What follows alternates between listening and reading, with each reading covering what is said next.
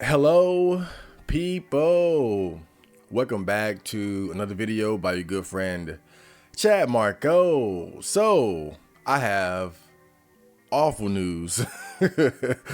My 16-year-old niece just got pregnant. Oh my God.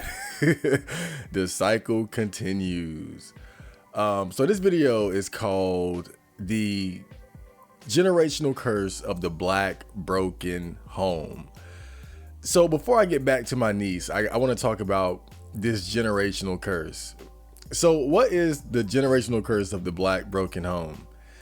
And whenever you hear people talk about this or refer to this, what they're typically talking about is how in the lower classes of the Black community, there is a high tendency and probability that the children born are going to be born, one, out of wedlock, and two, to parents who are either no longer together or are soon going to be no longer together. You know, the rates of single motherhood, I think, are the highest in the Black community.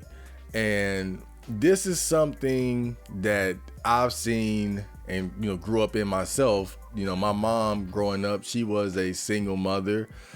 She did end up getting married to a step nigga. I told you guys all about him a few years ago. He wasn't much help, but still, generally speaking, my mom, she was also a single mother. So I grew up under those conditions. And so I was very much aware of what it was like. And when I look at a lot of my friends and people I grew up with, family, cousins and whatnot, they grew up in the same situation, right? Born in a situation where the father isn't around or is around very little, and they're primarily being raised by their mother. And the reason why it's called generational is because it seems as if this mistake of the broken home is passed down from one generation to the next. And so, let me talk about my own family, for instance. So I know about this curse going up to my grandmother. Now, I'm pretty sure she was born under similar or the same conditions, but I don't really know the specifics of her upbringing. I just know more about her from how she raised my mother and my mother's siblings.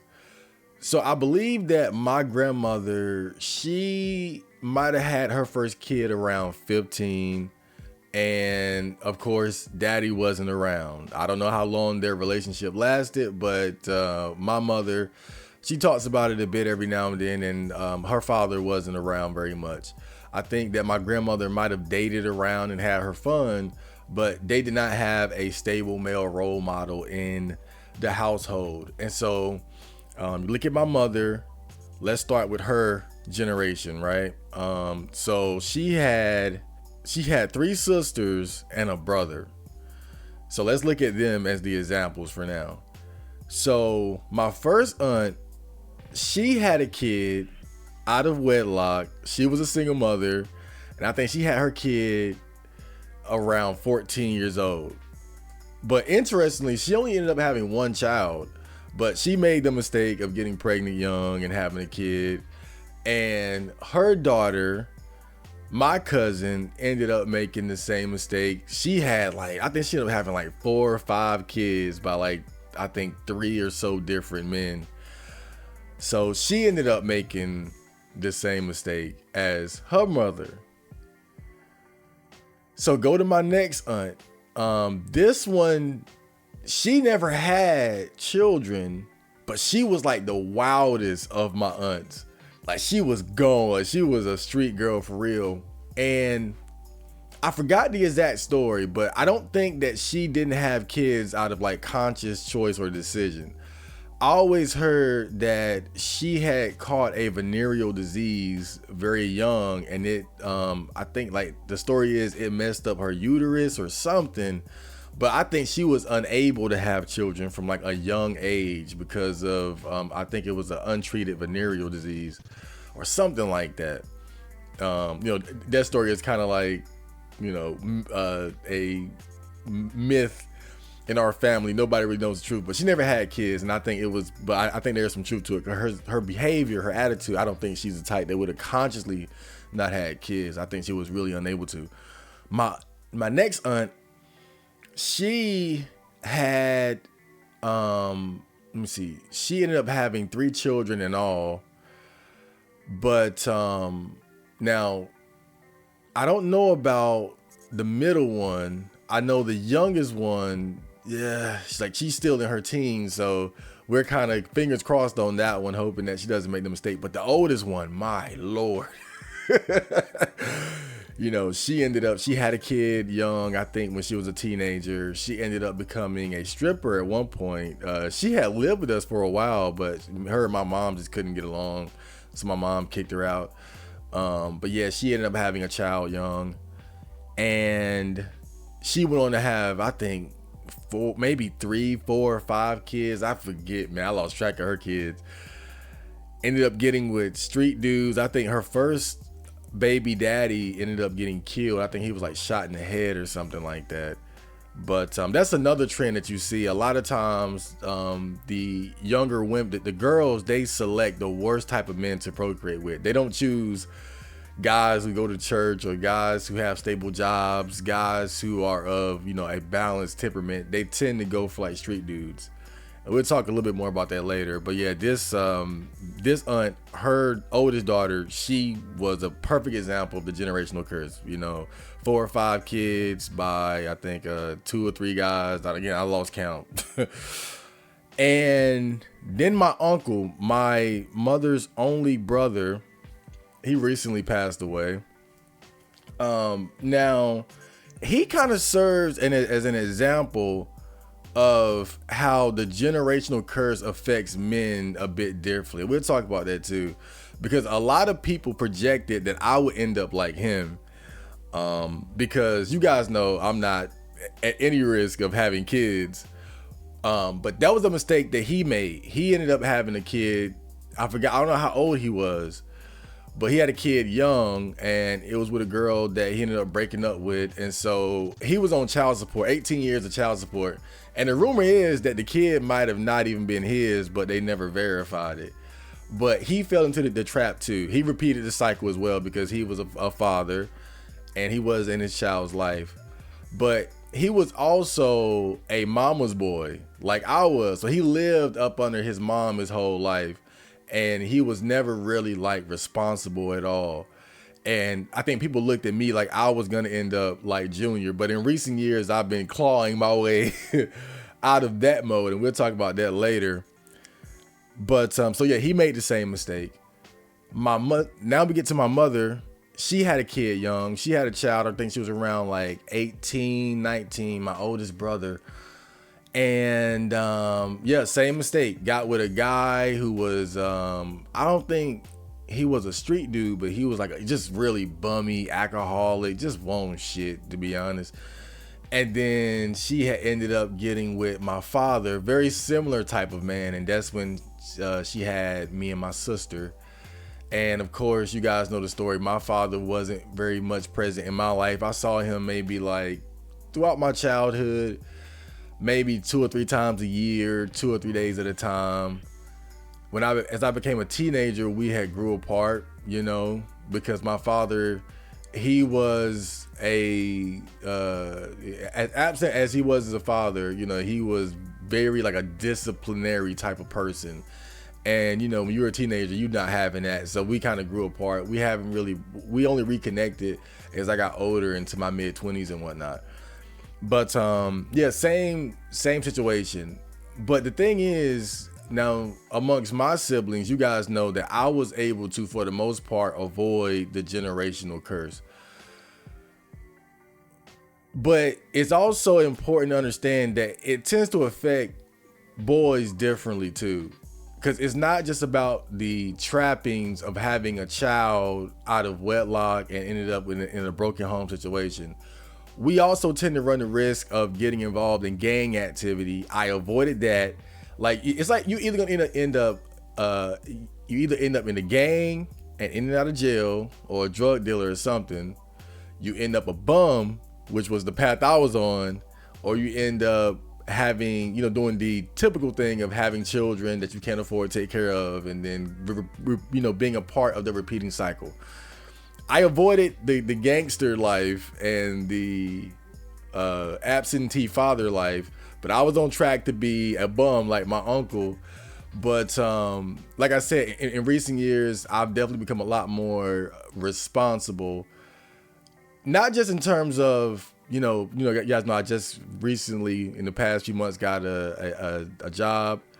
Really, I had a part-time job before that, but how that went down. Learned how to drive, got a car, got my license. My uncle, he had a job, but he never learned how to drive. He never had a car, never had a license or anything like that. Like, the only thing he really managed to do was to get a job.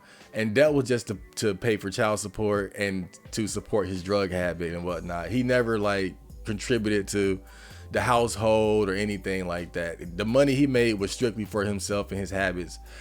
And so, at the very least, at this point, I've exceeded those expectations. Although I would still say that I still have a ways to go. I think that I'm on my way to making sure that I do not fall into that trap either, right? My oldest brother, the main reason why he never fell into drugs or the gang life or having kids was because, he was never quite mentally well anyway, so it was kind of like a non-starter for him. But my sister, on the other hand, that's where the cycle repeated within my own family. She ended up having a kid around the time that she was 18, I think. And I remember I was so frustrated. I was so upset when my sister had got pregnant because, now during this time, and this is important, I was aware of the generational curse, and I was aware that it was something that I didn't want to repeat. So when my sister had her first kid, she was around 18, 19. I might have been around 14, 15-ish, somewhere around there. And so, yeah, I was aware of the curse, and I was of the mindset that I didn't want to make that same mistake. I was kind of coming into my own as far as you guys know, the developing the MGTOW philosophy and all that. And that's why I found it prudent to make this video after the previous one, where I was talking about, it finally happened, the completion of my grand philosophy. A lot of it goes back to this, not wanting to repeat the cycle, not wanting to repeat the generational curse. And I was so upset with my sister when I found out that she was pregnant, because I knew she was going to be a terrible parent. What you gonna do now? I'm gonna get some sleep, and I'm going to work tomorrow. Well, as you crawl into bed, you take a look at Charlene's tits. Good night, Grandma.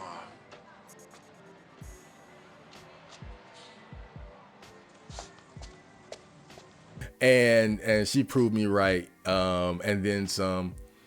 But the one thing that I was wrong about, I remember at the time, I was like, I told myself I was gonna have nothing to do with the child or anything like that. I was like, I'm not gonna take care of her, I'm not gonna help out, none of that. But I ended up becoming very fond of my niece. Even though I guess you could say our relationship was a combination of an uncle niece relationship, but also big brother, little brother. And I think that was because of the fact that I was only 15 when she was born. So I kind of felt like an older brother, but I was also like her uncle. So I was like a guardian figure too. And so, I spent a lot of time with her growing up. And, I really came to love my niece and, just try to do anything I could. You guys know, during that time, as young as I was, it wasn't much I could do. But I would do things like just watch over her, make sure she was entertained, had her snacks, would walk her to the store, help her with her homework, things like that. And that just kind of continued through the years. And, I remember there was a point where maybe a few years ago, when I saw that, she was reaching that age where she would naturally become curious about sex and whatnot. I remember I had that talk with her because I didn't want her to make the same mistake. And you know, my niece is kind of interesting because I feel like you kind of see the combination of upbringing, because she's been partially raised by me and my mother and her mother, and sometimes her father, who is in a whole different situation, right? Because her father and mother are not together. He got his own whole like God, he got a whole situation going on. But she kind of just kind of jumped from house to house a lot, but primarily between my house and her mother's house.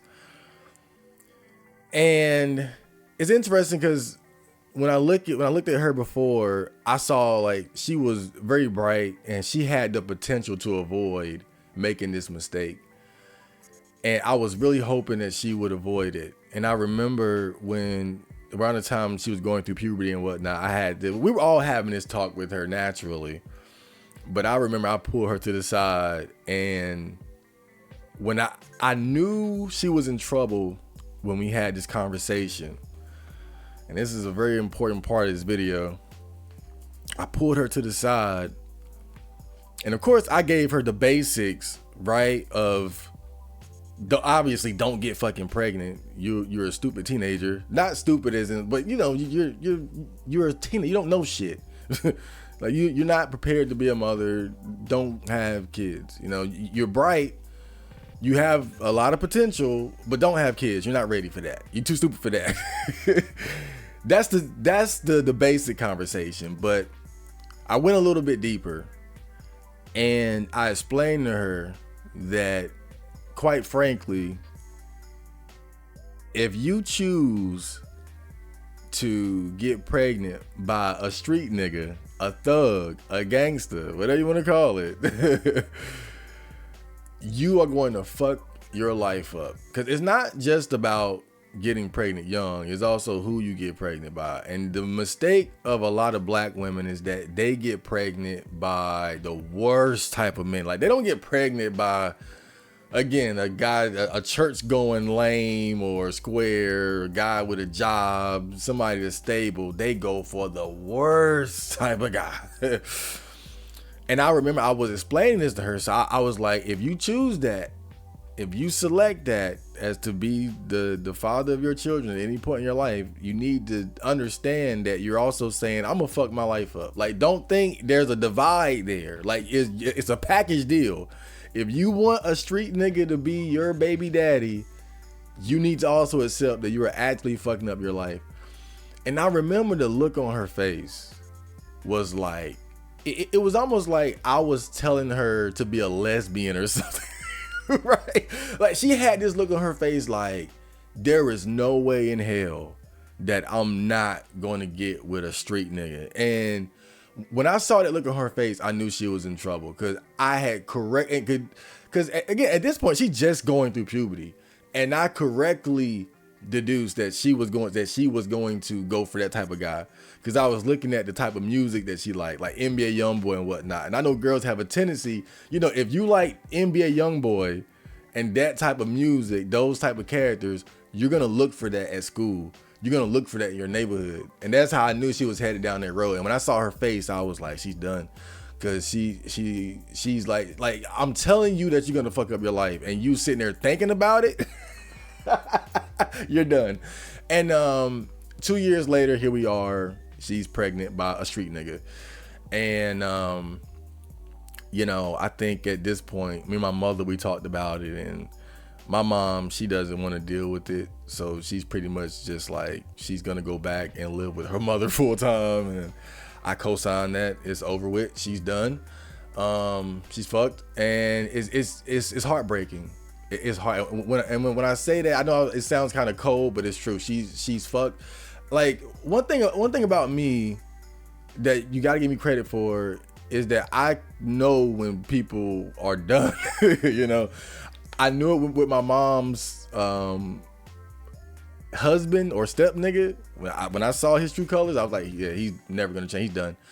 I saw that with my sister when she got pregnant. I see that with my niece. They're just done. You fucked up.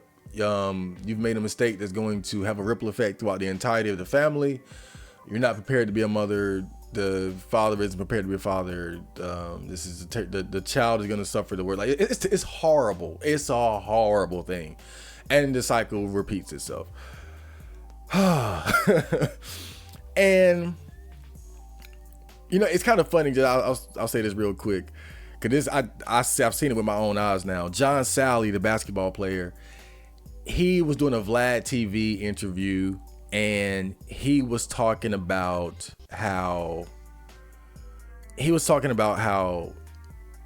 daughters, girls tend to be smarter than boys growing up. Then they get real stupid when they become teenagers, when they hit puberty. And I saw that with my niece. Like I said, I always looked at her like, because she's very bright. She has the potential to be anything she want to be, but she fell to the wrong influences as she came into her more, her teenage years. She chose the streets over common good sense and family.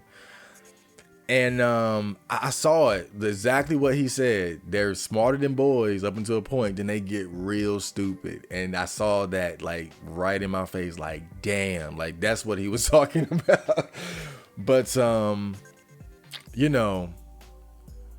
thing is, it's kind of interesting, because one of the things that you see in the black community, as far as like the curse of the broken home that I saw with my niece, I'm sure my sister probably went through it too, to a certain degree, is that I noticed that a lot of the reason why we were able to partially raise my niece is because my sister had her so young. It was during that period where she still wanted to have her fun. So she didn't mind dropping her daughter off over here for days at a time, because she wanted to go to the club. She wanted to date and have her boyfriends and have fun, be in the projects and all that shit. And what was interesting, because this is another big problem with this, is that when she had her second child around the time that my niece, the older niece, she was maybe around like 12 or 13 or something like that. I've got that timeline. And when she had her second child, that's when she pulled my niece away from us. And I think that contributed to like, because we weren't able to have that same amount of like daily influence on her. Like, she pulled her away from us because she wanted to use her as a babysitter for the new child. And that's another thing that you'll see a lot of in the black community, is that what these single mothers tend to do as they have kids, because you want to continue to live off the government, get your food stamps and all that, your Section 8 vouchers. And so you got to extend that by having a kid every couple of years. So she basically extended her welfare queen life by having her second child. But you still are immature. You don't really want to be a mother. You just having kids. So she used my niece to babysit the newborn, the newborn niece, or her newborn daughter.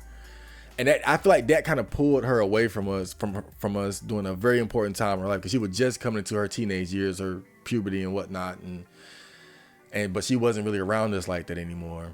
And again, I don't know if we had any ability to really change the course that she's on now that I think about it, because I think there is no influence like the mother and the father. The uncle and the grandmother can only do so much. Like I said, I'm more like a big brother or guardian. I'm not a father.